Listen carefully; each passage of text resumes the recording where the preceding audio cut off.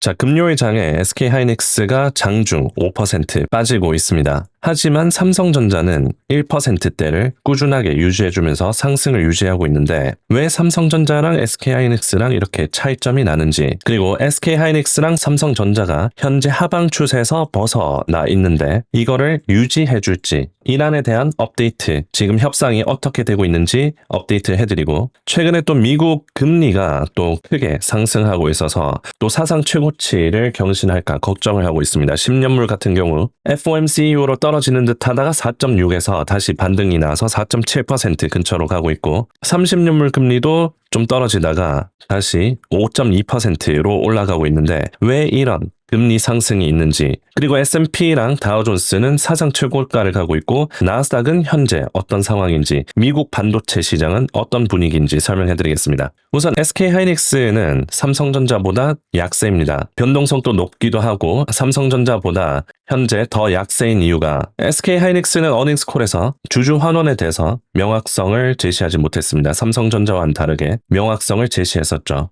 거기다가 솔리다임, 프리-IPO를 추진한다라는 얘기가 나오면서 국장에서 하던 쪼개기를 미국에서도 쪼개기를 하는 거냐라는 그런 우려감으로 SK하이닉스가 상대적으로 더 약세를 보이고 있습니다. SK하이닉스가 지난 영상에서 제가 말씀드렸다시피 하방 추세에서 벗어난 상태입니다. 다시 하방 추세 안으로 들어가려면 110만 원까지 내려와야 되는데 그 가능성은 낮게 보고 있고요. 삼성전자도 하방 추세에서 벗어나서 이제 22만 원을 굉장히 단단하게 버텨주고 있습니다. SK하이닉스가 다시 하방 추세 안으로 들어가려면 20만 원 밑으로 떨어져서 19만 원까지 떨어져야 이제 하방 추세 안으로 다시 들어가는 겁니다. 차트 설명은 워낙 많이 해드렸으니까 차트 추세선을 보시려면 영상을 멈춰서 한번 확인해 보시고요. 삼성전자가 정확히 이 장기 상방 추세, 2022년부터 이어오고 있던 이 상방 추세의 상단을 찍고 내려왔고, 마찬가지로 하방 추세의 하단을 딱 찍고 올라왔습니다. 그리고 지금 횡보 중이죠.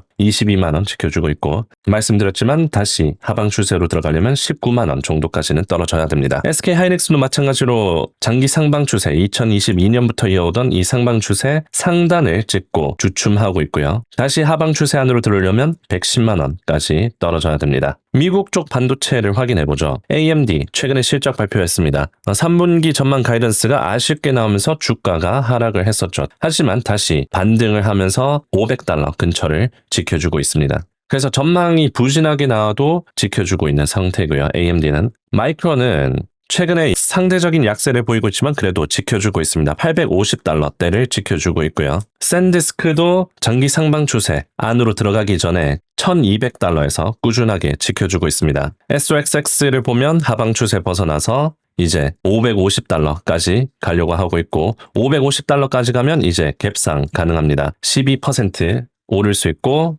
이제 다시 신고가를 향해서 가게 되는 거죠. 일단 매물대인 $550까지 가는지 확인을 해봐야 되는데, 실업률이랑 비노업 고용지표가 금요일에 발표되기 때문에 그 결과에 따라서 만약에 적당히 고용시장이 둔화돼서 금리 인상 가능성이 줄어들고 시장 금리가 떨어진다면 전체적인 증시가 올라갈 수 있습니다. 자, 다우존스 산업지수는 사상 최고가를 찍고 있고 이틀 동안 떨어지면서 반도체나 기술주, 빅테크 쪽으로 순환이 되고 있습니다. S&P도 마찬가지로 이틀 동안 떨어지면서 나스닥으로 순환이 되었고요. 최근에 SK하이닉스랑 삼성전자가 특히 더 영향을 받았던 거는 샌디스크, AMD 3분기 전망, 모두 이 전망이 가이던스가 낮게 나왔어요. 가이던스가 높은 월가 추정치에 부합했다라는 이유로 주가가 떨어졌어요. 그래서 AMD도 마찬가지로 3분기 전망 가이던스가 아쉽게 나오면서 주가 하락했었고, 샌디스크도 3분기 시장 전망이 부합하면서 주가가 하락했습니다. 일본 반도체 회사인 키옥시아도 마찬가지로 전망이 높은 전망을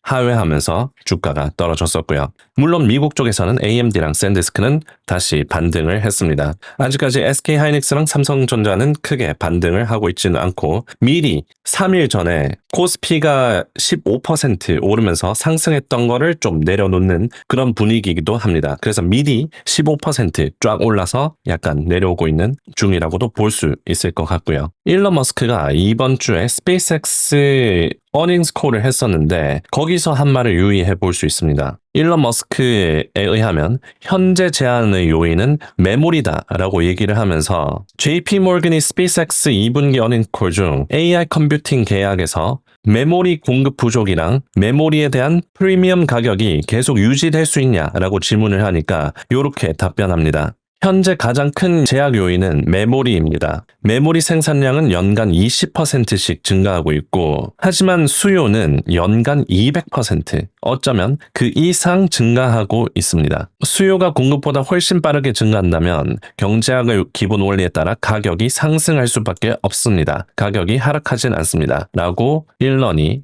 이번 메모리 업계의 약세론자들을 무너뜨렸다라는 내러티브가 있습니다. 실제로 마이크론이랑 삼성전자, SK하이닉스 어닝스콜을 들어보면 2027년까지 특히 이번 연도는 메모리 만드는 게 전부 팔렸다라고 얘기하면서 2028년까지 적어도 2027년까지 공급 부족이 계속될 것이다 라고 얘기를 하죠. 그리고 이 AI에 대한 수요는 계속 증가하고 있는 숫자가 찍히고 있습니다. 그래서 이 메모리가 일론 머스크가 얘기했는 것처럼 연간 수요가 200%, 어쩌면 그 이상 증가하고 있다고 합니다. 자, 그런데 여기서 흥미로운 거시경제 움직임이 있는데 바로 월스트리트저널의 닉 티밀하우스가 특종을 냈습니다. 어떤 특종이냐면 케빈 워시 연준 의장이 트럼프 대통령이랑 대화를 자주 한다라는 보도예요. 그래서 트럼프 대통령이 케빈 워시가 연준 의장으로 임명된 후 여러 차례 통화를 했다라면서 대통령과 중앙은행 총재 간의 소통은 최근에 보기 드문 사례입니다.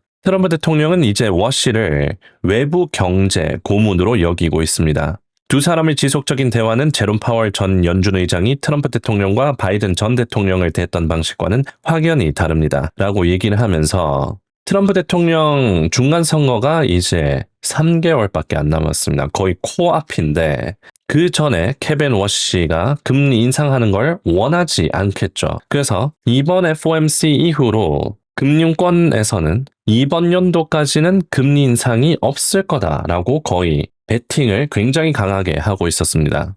그리고 닉 티밀하우스가 이 특종을 낸 이유도 좀 흥미로운데 베센트 재무장관이 닉 티밀하우스를 보고 전 연준 의장인 제롬 파월이 능력이 부족해서 시장의 예상치를 조절하려고 미리 닉 티밀하우스랑 연준이랑 내통하면서 닉 티밀하우스가 나팔수처럼 행동해 왔다라면서 베센트 재무장관이 닉 티밀하우스를 까는 공격하는 그런 게시글을 X에 올렸습니다. 바로 이 기사인데 재무부 장관 스캇 베센트가 X에 올렸어요. 케빈 워시 연준 의장의 가장 흥미로운 점 중 하나는 월스트리트저널의 닉 티밀하우스처럼 기자 행세를 하는 속기사들이 떠먹여주는 정보 없이는 제대로 된 경제 분석이나 통화정책 분석을 할 능력이 없어서 연준 내부의 뒷이야기만 보도하는 신세로 전락하는 모습을 지켜보는 것이었다. 라면서 닉 티밀하우스가 이렇게 연준의 내부를 얘기하는 거를 꺼려하는 모습을 보였습니다. 그러면서 닉 티밀하우스가 케빈 워시는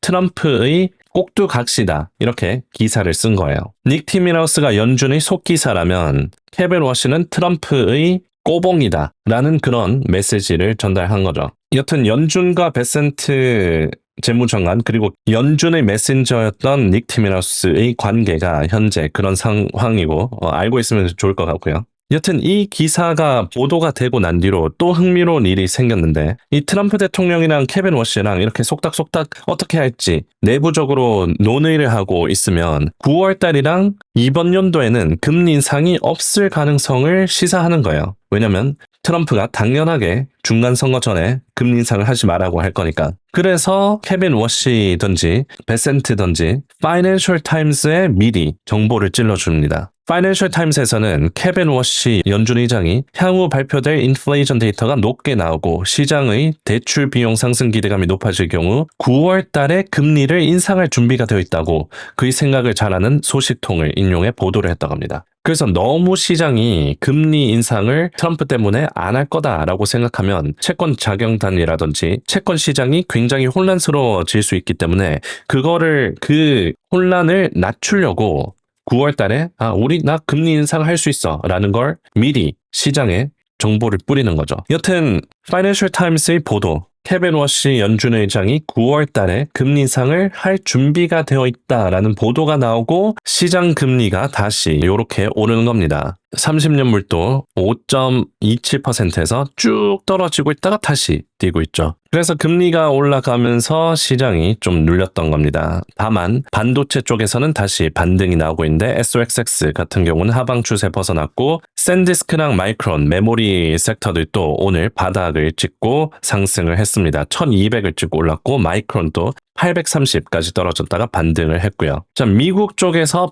메모리 섹터, SK 하이닉스, ADR이라든지 마이크론이라든지 AMD 등 반등하면 SK하이닉스랑 삼성전자도 따라올 가능성이 높습니다. 키옥시아도 그렇고 지금 거의 세 개가 하나가 된 것처럼 국장이 떨어지면 미장도 떨어지고 국장이 오르면 미장도 오르고 미장이 오르면 국장도 오르고 일본 반도체 섹터도 오르고 대만 반도체 섹터도 오르고 거의 상호작용을 하면서 이렇게 오르기 때문에 현재 나스닥이 이제 신고가를 향해서 가고 있고 S&P랑 다우존스 사상 최고가에서 좀 떨어지면서 나스닥으로 순환이 된다면 반도체나 메모리 섹터 쪽으로 이제 다시 순환이 되면서 글로벌 반도체가 상승하면서 SK하이닉스, 삼성전자도 하락 추세로 다시 들어가는 것보다 상방 추세로 다시 갈 가능성이 높다고 보는 겁니다. 아마 또 이런 댓글이 달릴 수 있어요. 제 채널에 있는 영상 한두 개 정도만 보고 최근에 유입되신 분들이 하방 추세가 끝났으면 이제 당장 오르는 거 아니냐 그렇게 보는 게 아니라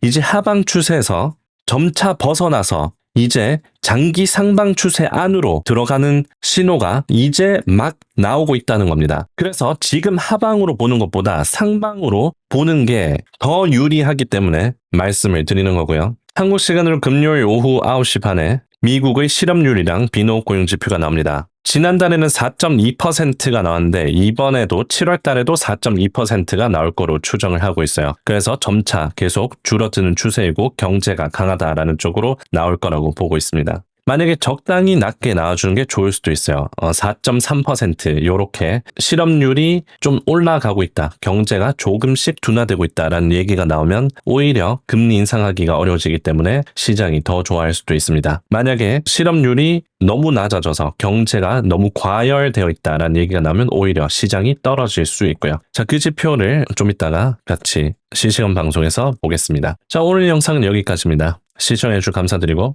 고정 댓글을 확인하시면 텔레그램에 최근에 가입한 분들을 위해서 마이크론, 샌디스크, 특히 이 메모리 회사들이 좋은 가격에 다가오고 있어서 차트 분석을 공유해드렸습니다. 마이크론 850, 그리고 샌디스크 1200, 그리고 분할 매수로 이 가격들에 들어가면 좋다고 말씀드렸는데 왜 떨어졌는지도 설명을 해드렸습니다. 최근에 AMD, 샌디스크, 키옥시아 등 실적 발표에서 전망이 시장치를 크게 뛰어넘지 못하면서 다른 기술주, 특히 빅테크 쪽으로 순환이 되었습니다. 다만 시장이 빠르게 움직이니 다시 빅테크에서 메모리나 반도체 쪽으로 순환되는 걸 기대해 볼 수 있습니다. 라고 장 시작이 아침 9시 반에 미국 동부 시간으로 시작하는데 7시 49분에 말씀드렸습니다. 그래서 장 시작하기 2시간 전에 공유해드렸고 오늘 마이크론이 820까지 떨어졌다가 881에서 마감을 했습니다. 그리고 장외 거래서 890 거의 900달러까지 올라가고 있고요. 샌디스크도 마찬가지로 1200에 사면 좋다고 말씀드렸는데 오늘 1170까지 떨어졌다가 1258까지 그리고 장외 거래서